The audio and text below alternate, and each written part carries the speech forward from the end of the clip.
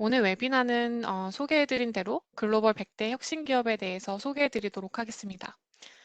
2012년도부터 지난 10년 동안 저희가 특허 지표를 기반으로 글로벌 조직의 혁신 성과를 정량화하는 프로그램을 실행해 왔습니다. 올해 벌써 10주년을 맞이했는데요. 10주년을 기념하기 위해서 오늘 특별히 혁신 기업을 선정하는 방법과 그 비밀을 살펴보도록 하겠습니다. 오늘 소개할 내용을 간략하게 말씀을 드리면 10주년 기념으로 그동안 빠짐없이 10년 동안 빠짐없이 100대 혁신 기업으로 선정된 기업이나 기관들이 누가 있는지 살펴보도록 하겠습니다. 그리고 이런 혁신 기업을 어떤 방법으로 선정되는지 방법론을 설명을 드릴 거고요. 어떤 분야에서 기업들이 그리고 어떤 국가에서 혁신을 주도하고 있는지도 어, 보여드리도록 하겠습니다. 그 밖에 국내 혁신 기업은 누가 있고, 그리고 이런 클래리베이트에서 선정한 혁신 지표가 실제 기업의 성장과 얼마나 상관관계가 있는지 보여드릴 예정입니다. 10년 연속으로 100대 기업, 100대 혁신 기업을 유지하기란 쉽지 않았을 텐데요. 이 중에는 우리가 잘 알고 있는 생고뱅, 다우케미칼, LG전자, 도요타, 3M, 인텔, 에릭슨, 삼성, 도시바, 보잉 이렇게 다양한 분야에서 이런 유명한 기업들이 지속적으로 혁신을 이끌고 있습니다. 여기 보이는 기업들뿐만 아니라 총 29개 기업이 10년 동안 혁신 기업으로 꾸준히 선정이 되었습니다. 이 기업들에 대한 자세한 성공 스토리는 올해 출간된 글로벌 100대 혁신 기업 리포트에서 찾아보실 수가 있습니다. 그렇다면 앞에서 보셨던 이런 혁신 기업들을 어떻게 선정하는 것일까요? 먼저 클래리베이트에서 특허 데이터 검색 툴인 더웬트 이노베이션으로 검색했고, 그리고 특허 데이터를 분석했습니다. 이 더웬트 이노베이션에서는 클래리베이트가 자체 보유한 특허 데이터 DWPI 그리고 인용 데이터를 나타내는 DPCI가 탑재되어 있는데요.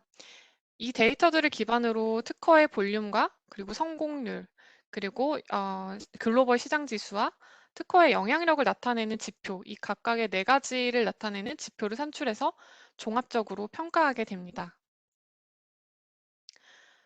특허 데이터를 방법론을 설명드리기 전에 특허 데이터에 대해서 얼마나 더엔트 데이터가 정확하고 분석에 적합한지를 설명드리기 위해서 DWPI와 DPCI에 대한 설명을 조금 드리도록 하겠습니다.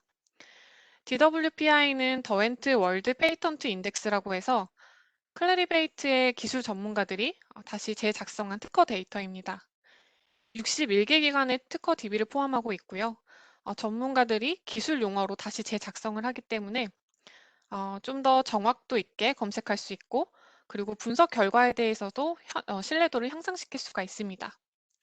그리고 DWPI 패밀리, 발명 단위의 그룹을 생성하기 때문에 모든 분석을 발명 단위로 분석하실 수가 있습니다.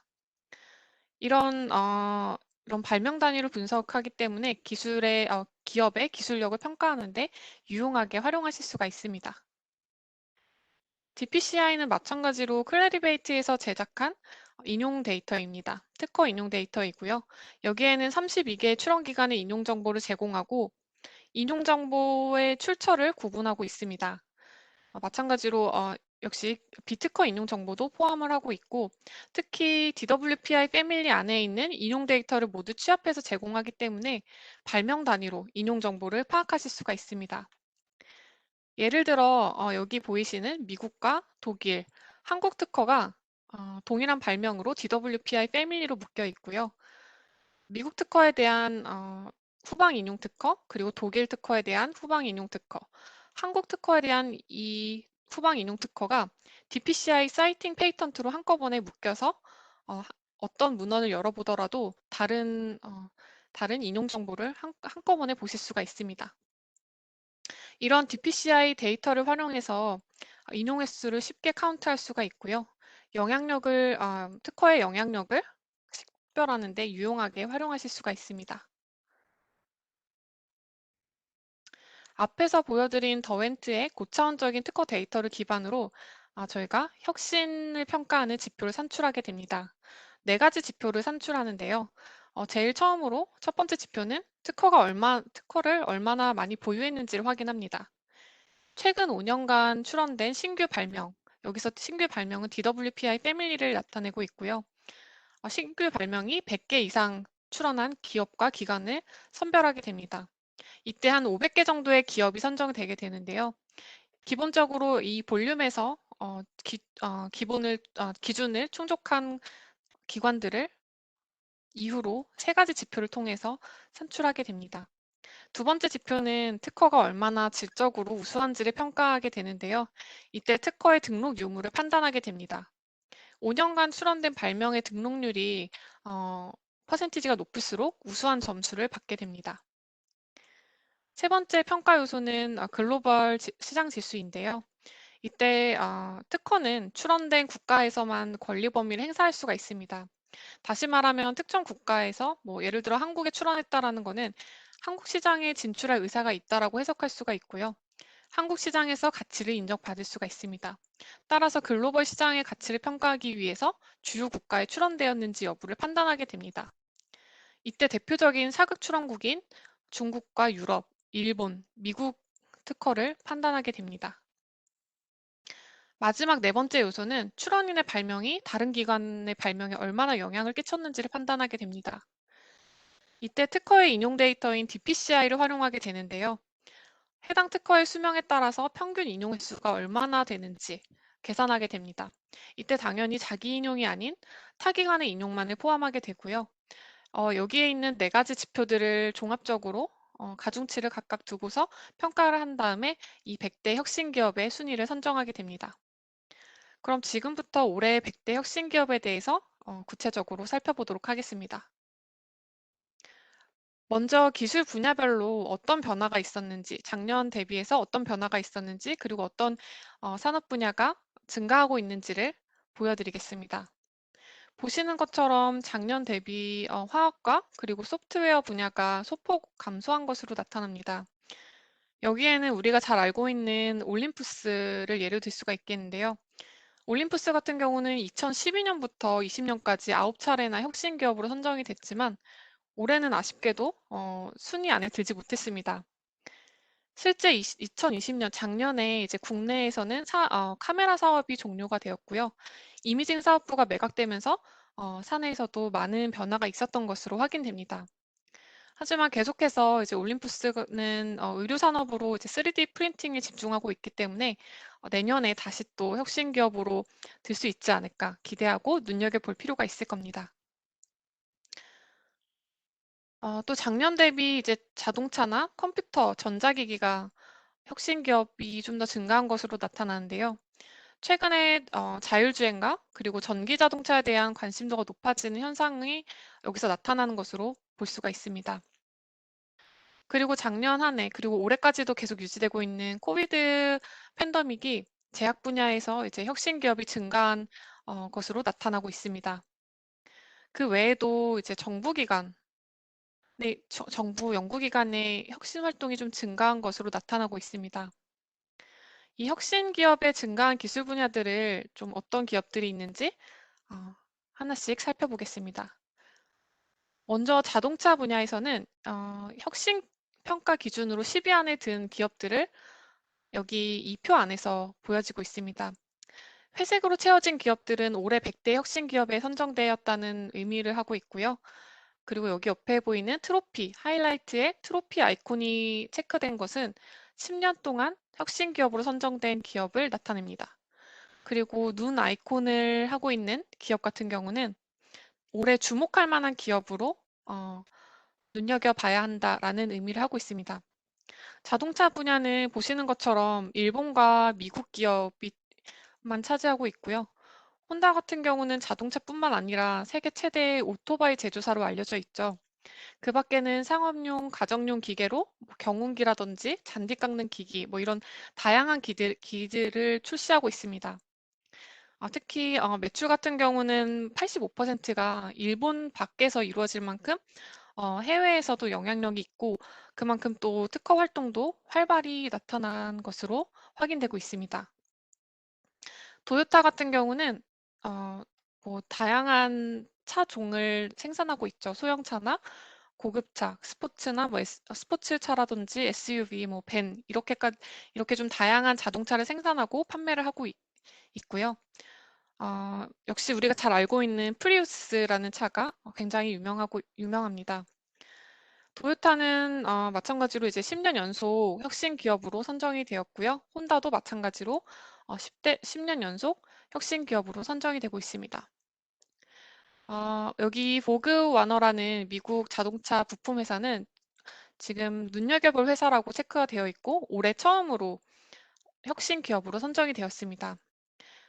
그리고 야자키 같은 경우는 일본의 자동차 부품 회사로 2017년도 이후 올해 다시 혁신 기업으로 선정되었습니다. 이 두 기업 모두 다른 기업이랑 좀 다르게 자동차 부품을 제조하는 기업으로 굉장히 유명하고요. 이 부품 회사가 혁신 기업으로 좀 선정이 되었다라는 의미는 자동차 산업이 OEM 방식이 아니라 부품 업체의 혁신이 앞으로 중요하다는 점을 미루어 볼 수가 있습니다. 다음으로는 컴퓨터 전자기기 분야에 대해서 보겠습니다. 100대 혁신 기업으로는 컴퓨터 전자기기가 21개 기업으로 선정이 되었는데 여기서는 일단 10위권 안에 있는 기업들만 살펴보도록 하겠습니다. 좀 익숙한 기업들이 많이 보이죠. 특히 우리나라의 LG전자와 삼성은 10년 연속 혁신 기업으로 선정이 되었습니다. 그 밖에도 10년 연속 혁신 기업으로 선정된 곳이 애플과 파나소닉, 소니, 그리고 T 커넥티비티가 있습니다. 그리고 에이수스가 올해 처음으로 혁신 기업으로 선정이 되었는데요. 에이수스 같은 경우는 1989년 대만에 설립된 다국적 기업입니다. 에이수스는 마더보드나 이제 뭐 PC 모니터 그래픽 카드를 제조하는 기업으로 유명하고요. 최근에 게임 산업이 좀 폭발적으로 성장하면서 게이밍 노트북이나 모바일 제품이 늘어나고 있는데요. 여기에 발맞춰서 에이수스의 제품이 이제 고성능 게임 모바일 제품에 탑재되고 있습니다.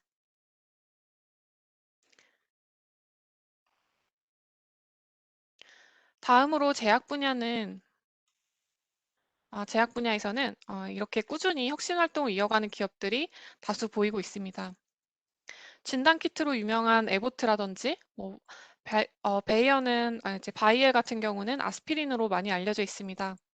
존슨앤존슨은 우리가 잘 알고 있는 이제 소비재도 유명하고 제약 그리고 의료기기 진단 이 주요 세 가지 사업 부문을 개발하고 있는데요. 그 위에 있는 브리스톨 마이어 스퀴브 같은 경우는 2017년도 이후에 올해 다시 혁신 기업으로 선정이 되었습니다. 브리스톨 마이어 스퀴브 같은 경우는 좀 인간의 중증 질병의 치료제들이 굉장히 유명합니다. 뭐 뇌졸중 예방약이라든지 암과 류마티스 관절염 치료제를 개발하고 있고요. 실제 이 약들이 효과적으로도 굉장히 크게 인정을 받고 있습니다. 브리스톨 마이어 스퀴브 같은 경우는 매출이 85% 정도 증가할 정도로 작년 2020년 3분기 기준으로 매출이 85% 증가했는데요. 그만큼 실적이 굉장히 큰 것으로 이루어져 있고요. 특허 활동으로도 이런 혁신을 이뤄냈다라는 게 나타나고 있습니다. 그리고 10년 연속 혁신 기업으로 선정된 로슈 같은 경우는 크게 제약이랑 진단 두 분야를 개발하고 있습니다. 이 중에서도 항암제라든지 간염 치료제, 그리고 타미플루로도 좀 알려져 있고요. 코비드19 현상으로 인해서 자가 진단 키트에 대한 관심도가 높아졌는데요. 로시가 이런 자가 진단 키트에 대한 특허에 영향력을 크게 미친 것으로 유추할 수가 있습니다. 앞에서도 잠깐 언급했듯이 국가기관과 학교 쪽에서도 혁신이 좀 더 오래 활발해졌다는 것을 확인할 수 있었는데요. 중국 같은 경우는 최초로 이제 연구기관이 포함이 되었습니다. 통신표준연구원이고요. 중국은 최근 몇 년간 5G라든지 이런 표준 특허가 굉장히 활발하게 출원이 되고 있습니다. 이런 현상이 이 통신기술연구원을 혁신 기업으로 이끌어낸 주역이 될 수가 있고요. 그리고 대만 같은 경우 산업기술연구기관인 이트리가 혁신 기업으로 선정이 되었습니다. 그 밖에도 캘리포니아 미국 대학이 선정이 되었습니다. 여기 보시면은 독일에 있는 독일의 연구 조직인 프라운호퍼 협회가 2014년도부터 8년 연속으로 혁신 기업으로 선정이 되었는데요. 프라운호퍼 협회는 뭐 우리가 잘 알고 있는 막스 플랑크 협회와는 좀 다른 성격입니다. 막스 플랑크 협회는 순수 과학을 연구하는 기관이라면 프라운호퍼는 응용 연구를 매진하고 있고 유럽을 포함해서 다른 여러 국가의 기업들 그리고 대학들하고 공동 연구를 진행하면서 이런 혁신을 선도하는 연구기관으로 잘 알려져 있습니다.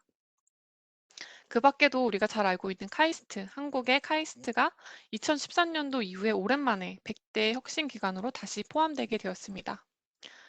이트리 같은 경우는 디스플레이뿐만이 아니라 AI 로봇, 뭐 자율주행차 관련한 요새 떠오르는 기술 분야의 연구를 끊임없이 하고 있기 때문에 계속해서 좀 혁신 기업으로 선정되고 있는 것으로 나타나고 있습니다. 그렇다면 국가별로는 혁신 활동에 어떤 변화가 있었는지 한번 보도록 하겠습니다. 프랑스가 2% 정도 감소를 했고요. 그리고 일본은 작년에 7% 정도 감소했는데 올해는 3% 정도 감소한 것으로 나타납니다. 반면에 이제 중국과 한국 그리고 대만에서 일부 소폭 성장했다라는 것을 보실 수가 있고요. 미국은 작년에 6% 증가한 데 이어서 올해도 2% 정도 성장한 것으로 나타납니다. 특히 여기 보이시는 영국이 올해 처음으로 10년 역사 중에 처음으로 혁신 기업이 탄생을 했습니다. 바로 ARM이라는 반도체 회사인데요. ARM은 작년에 미국의 엔비디아라는 회사가 ARM을 인수하면서 혁신 활동으로 큰 영향을 미쳤던 것으로 보여집니다.